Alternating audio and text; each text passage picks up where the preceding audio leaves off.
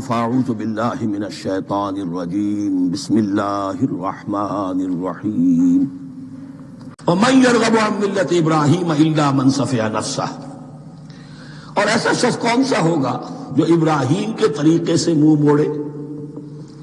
یہ رغبت کا نظر بھی زبان میں دونوں طرف جاتا ہے، رغبہ الی کسی شے کی طرف رغبت ہونا، محبت ہونا، میلان ہونا، اور رغبہ عن کسی شے سے متنفر ہونا، کسی شے سے ابا کرنا، اس کو چھوڑ دینا۔ وَمَن يَرْغَبُ عَن مِلَّةِ إِبْرَاهِيمَ إِلَّا مَن سَفِهَ نَفْسَهُ، سوائے اس کے جس نے اپنے آپ کو حماقت ہی میں مبتلا کرنے کا فیصلہ کر لیا ہو۔ اور کون ہوگا جو ابراہیم کے طریقے سے منہ موڑے۔ وَلَقَدِ اصْطَفَيْنَاهُ فِي الدُّنْيَا، اور ہم نے تو اسے دنیا میں بھی پسند کر لیا تھا، چن لیا تھا۔ وَإِنَّهُ فِي الْآخِرَةِ لَمِنَ الصَّالِحِينَ، اور یقیناً آخرت میں بھی وہ ہمارے صالح بندوں میں سے ہوں گے۔ اِذْ قَالَ لَهُ رَبُّهُ أَسْلِمْ قَالَ أَسْلَمْتُ لِرَبِّ الْعَالَمِينَ، جب کہا اس سے اس کے پروردگار نے کہ مانو میرا حکم، اس نے کہا پروردگار قبول ہے تیرا حکم، یہاں تک کہ ذبح کرو بیٹے کو، حاضر ہے۔ یہ آخری امتحان تھا، آخری 100 برس کی عمر میں، 87 برس کی عمر میں دعائیں مانگ مانگ کر بیٹا لیا تھا اسماعیل۔ حضرت سارہ کے ہاں کوئی اولاد نہیں ہوئی تھی، اب وہ 13 برس کا تھا، بازو بن گیا تھا، اور اس وقت ذبح کرنے کا حکم ملا۔ جب بھی کہا ہم نے مانو ہمارا حکم، قال اسلمت لرب العالمین، اللہ تعالی ہمیں بھی توفیق دے کہ اس کی پیروی کریں۔ وَوَصَّىٰ بِهَا إِبْرَاهِيمُ بَنِيهِ وَيَعْقُوبُ، اور اسی کی وصیت کی تھی ابراہیم نے بھی اپنے بیٹوں کو اور یعقوب نے بھی۔ یا بنی، وہ کیا تھی نصیحت ہے میرے بیٹو، ان اللہ اصطفیٰ لکم الدین، دیکھو اللہ نے تمہارے لیے دین کو پسند فرما لیا ہے۔ کون سا دین؟ فلا تموتن الا وانتم مسلمون، اور دیکھنا موت نہ آنے پائے مگر فرما برداری کی حالت میں۔ یہی بات آئے گی سورہ آل عمران میں مسلمانوں سے خطاب کر کے، یا ایھا الذین آمنوا اتقوا اللہ حق تقاتہ ولا تموتن الا وانتم مسلمون، اور ان الدین عند اللہ الاسلام ومن یبتغ غیر الاسلام دینا فلن یقبل منہ۔ ام کنتم شہداء اذ حضر یعقوب الموت، کیا تم اس وقت موجود تھے جب یعقوب کی موت کا وقت آیا؟ جب آدم کی یعقوب پر موت، یہ لفظی ترجمہ ہوگا، اذ حضر یعقوب الموت اذ قال لبنیہ ما تعبدون من بعدی، حضرت یعقوب نے اپنے سارے بیٹوں کو جمع کیا، 12 کے 12، اور مصر میں پہنچ چکے تھے یہ حضرت یوسف علیہ السلام کے ذریعے سے، جو سورہ یوسف میں ساری کہانی آئے گی، وہاں انتقال ہوا۔ تو انہوں نے اپنے بیٹوں کو جمع کیا، اذ قال لبنیہ ما تعبدون من بعدی، میرے بعد تم کس کی پوجا کرو گے، کس کی پرستش کرو گے۔ یہ بات نہیں تھی کہ انہیں معلوم نہیں تھا، لیکن یہ کہ ایک میثاق، قول و قرار اور پختہ کرنے کے لیے۔ قالوا نعبد الہک و الہ آبائک ابراہیم و اسماعیل و اسحاق، انہوں نے کہا کہ ہم پوجیں گے، بندگی کریں گے، پرستش کریں گے آپ کے معبود کی اور آپ کے آبا ابراہیم، اسماعیل اور اسحاق کے معبود کی، اور یہ کوئی مختلف معبود نہیں ہے، الہ واحدہ، وہ تو ایک ہی الہ ہے۔ وَنَحْنُ لَهُ مُسْلِمُونَ، ہم اس کے لیے اس کے سامنے سر جھکاتے ہیں، اسی کی فرما برداری کا اقرار کرتے ہیں۔ تِلْكَ أُمَّةٌ قَدْ خَلَتْ، یہ آیت 2 مرتبہ آئے گی اسی رکوع میں۔ یہ ایک گروہ تھا انسانوں کا جو گزر گیا، ابراہیم، اسماعیل، اسحاق، یعقوب، ان کی اولاد، قد خلت، وہ گزر گئے۔ لہا ما کسبت ولکم ما کسبتم، ان کے لیے تھا جو انہوں نے کمایا، اور تمہارے لیے ہوگا جو تم کماؤ گے۔ یعنی یہاں پدرم سلطان بوت کا کوئی مقام نہیں ہے، ہر شخص کے لیے اپنا عمل، اپنا ایمان، اپنی کمائی۔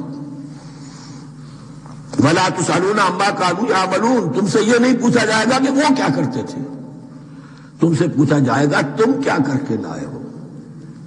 تو راچے ہے پدرم سلطان بوت، تو راچے ہے، تم کیا ہو بھائی، تو اپنی بات کرو، باپ تمہارا سلطان تھا، ہوگا۔ وقالوا كونوا هودا أو نصارى تهتدوا، لیکن اس پس منظر میں اب ان کی خباثت کو نمایاں کیا جا رہا ہے کہ یہ تو تھی وصیت ابراہیم کی اور یعقوب کی، اور اس وقت کے یہود و نصارہ کا کیا رویہ ہے؟ قالوا كونوا هودا أو نصارى تهتدوا، وہی متحدہ محاذ حضور کے خلاف۔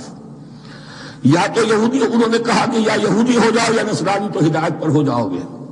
قل بل ملت ابراہیم حنیفا، کہہ دیجئے نہیں، بل نتبع، ہم تو نتبع یہاں پر محذوف مانیے، بل نتبع ملت ابراہیم حنیفا، نہیں ہم تو پیروی کریں گے ابراہیم کے طریقے کی، بالکل یکسو ہو کر۔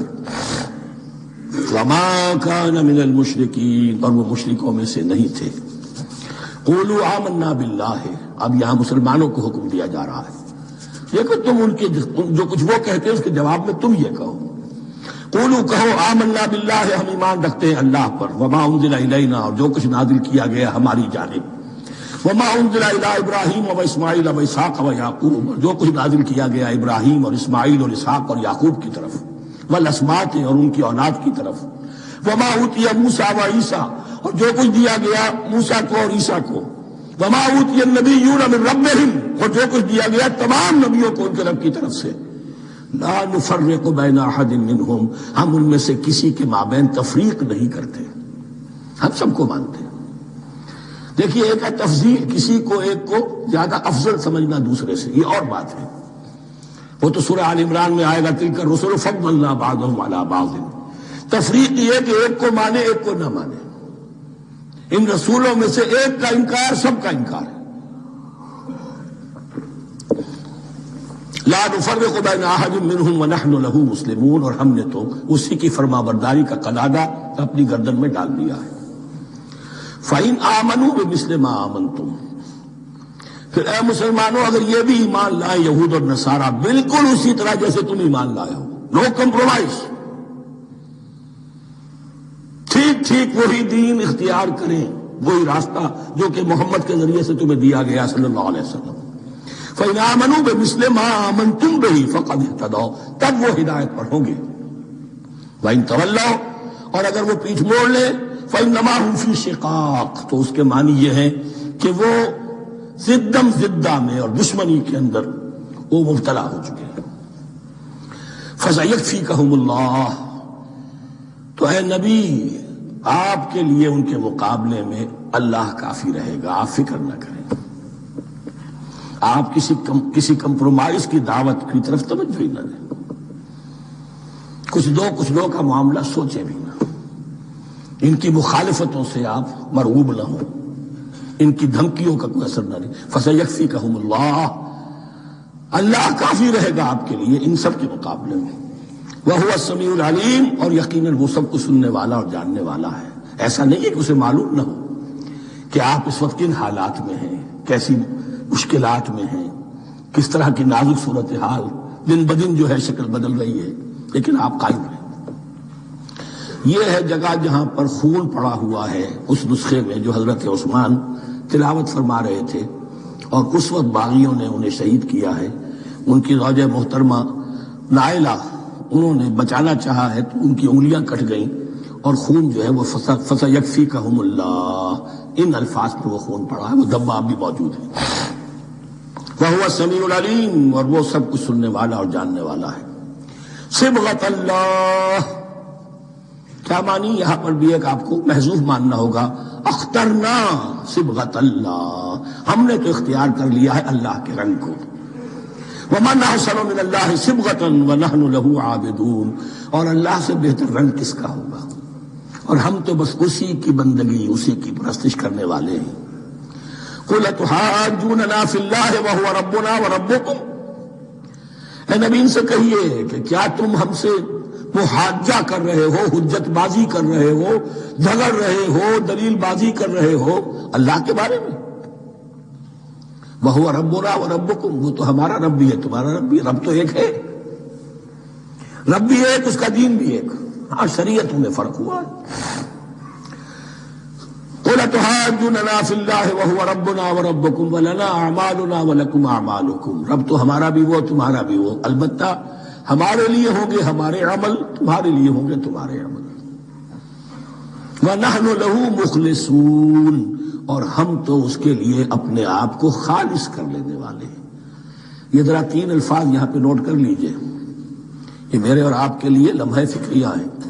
نحن لہو مسلمون، 136ویں آیت اس پر ختم ہوئی۔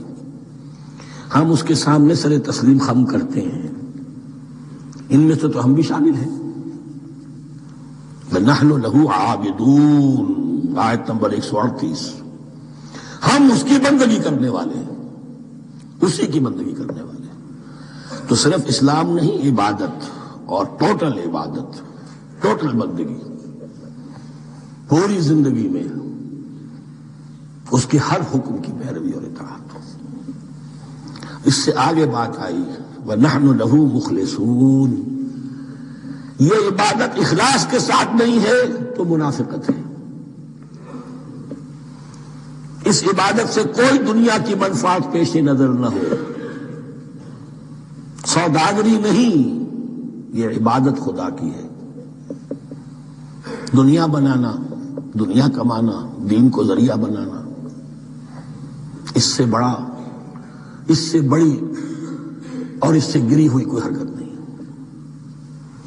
اخلاص، حضور نے فرمایا من صلی یرائی فقد اشرکا ومن صام یرائی فقد اشرکا ومن تصدق یرائی فقد اشرکا، جس نے نماز پڑھی دکھاوے کے لیے اس نے شرک کیا، جس نے روزہ رکھا دکھاوے کے لیے اس نے شرک کیا، اور جس نے صدقہ خیرات دیا دکھاوے کے لیے اس نے شرک کیا۔ وَنَحْنُ لَهُ مُخْلِصُونَ، نَحْنُ لَهُ مُسْلِمُونَ، نَحْنُ لَهُ عَابِدُونَ، نَحْنُ لَهُ مُخْلِصُونَ۔ اللهم ربنا اجعلنا منهم، اللهم ربنا اجعلنا منهم۔ ام تقولون ان ابراہیم واسماعیل واسحاق ویعقوب والاسباط كانوا هودا او نصارا، کیا تمہارا کہنا یہ ہے کہ ابراہیم اور اسماعیل اور اسحاق اور یعقوب اور ان کی اولاد یہودی تھے یا نصرانی تھے؟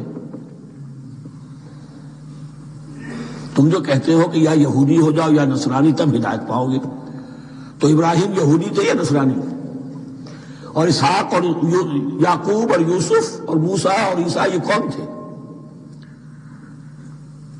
یہی بات آج مسلمانوں کو سوچنی چاہیے۔ محمد الرسول اللہ اور ان کے اصحاب دیوبندی تھے یا بریلوی تھے یا اہل حدیث تھے یا شیعہ تھے یا سنی تھے؟